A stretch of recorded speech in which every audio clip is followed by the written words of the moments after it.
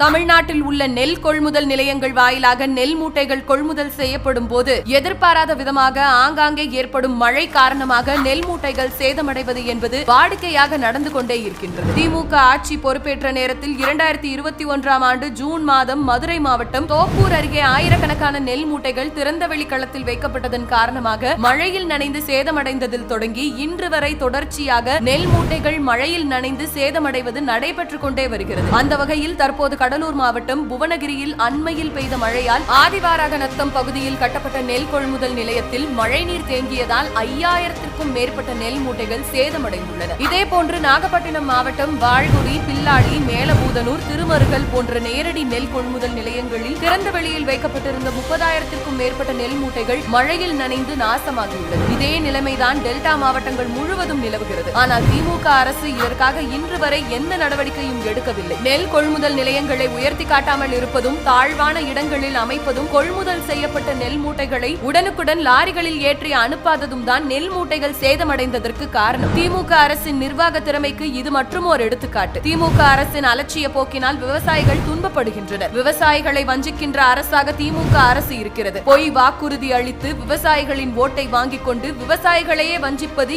எவ்விதத்தில் நியாயமாகும்? எனவே இனி வரும் காலத்தில் நெல் மூட்டைகள் மழையில் நனையாமல் இருக்க தேவையான முன்னெச்சரிக்கை நடவடிக்கைகளை எடுத்து கூடுதலாக கிடங்குகளை திமுக அரசு கட்ட வேண்டும். இதுவே வாக்களித்த விவசாயிகளுக்கு செய்கின்ற நன்றிக்கடனாகும்.